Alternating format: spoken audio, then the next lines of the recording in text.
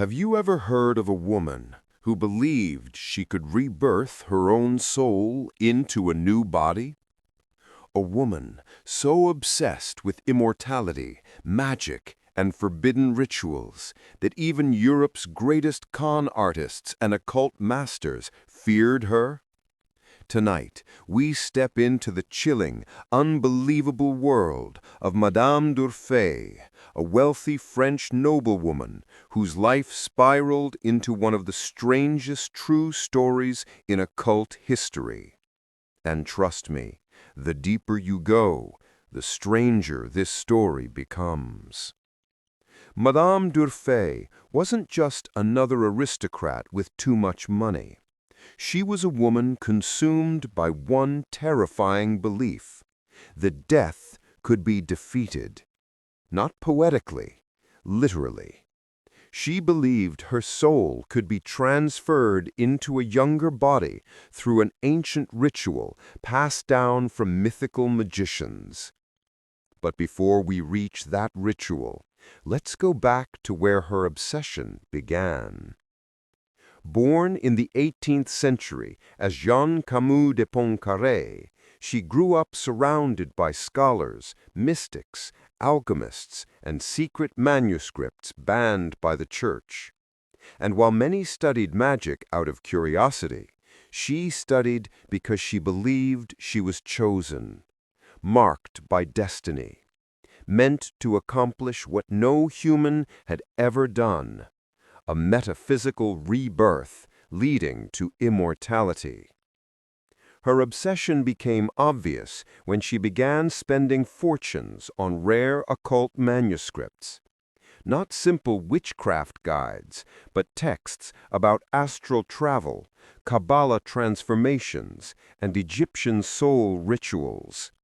She became convinced that hidden inside these writings was the method for the great transmutation of the soul.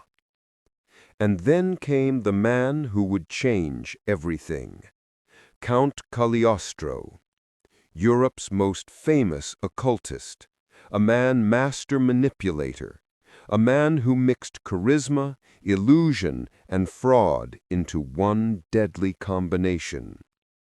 When MadameDUrfe met him, she didn't see a scammer.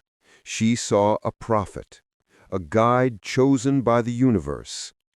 Cagliostro immediately recognized something about her. She wasn't just wealthy, she was desperate. Desperate for eternal life. Desperate enough to give him anything.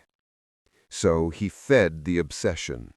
He told her rebirth was possible, but the ritual was dangerous, secret, and of course, extremely expensive.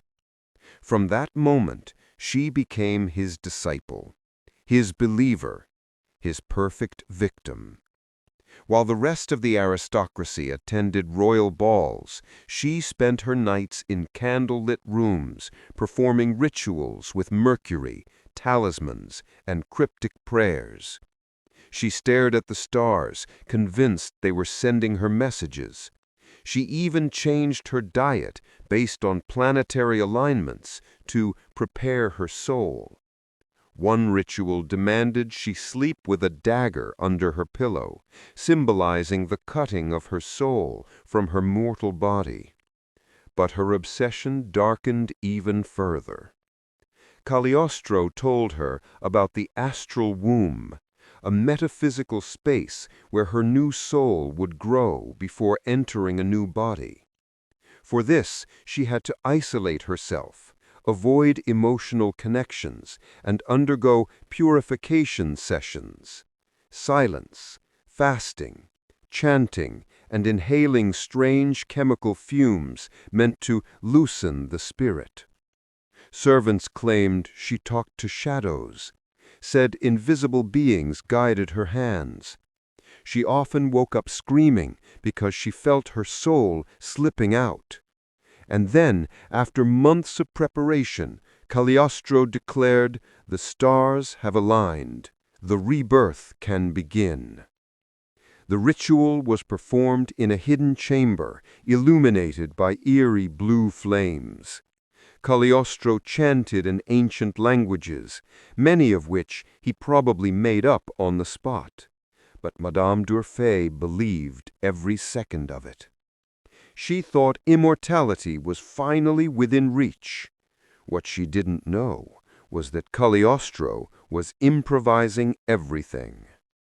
Yet when the ritual ended, he told her the transformation had begun.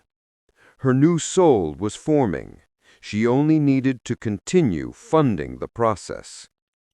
But cracks soon appeared. Occultists whispered that she had lost her mind. Friends begged her to stop. Her family called doctors, priests, even exorcists. Nothing worked. And her vulnerability attracted another predator, Giacomo Casanova, the legendary adventurer who could manipulate anyone. Casanova quickly understood her obsession, and he weaponized it.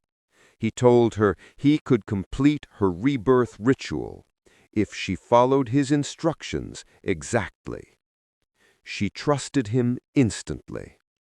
He drained her money, pushed her deeper into delusion, made her perform bizarre rituals in the dark, and taught her coded magical languages that he had invented himself. But here is the most haunting part. MadameDUrfe died believing the ritual had worked. In her final days, she was absolutely convinced that she was transforming, that she would awaken in a younger body, that immortality was only moments away. She died waiting for a miracle that would never come. Her death shocked Europe. How could an intelligent, powerful noblewoman fall into such deep deception? But the real question is more unsettling. Was she truly fooled, or did she choose to believe? Because sometimes people don't fall for magic out of ignorance. They fall because it gives them hope. Hope that death isn't real. Hope that suffering has meaning. Hope that life can be rewritten.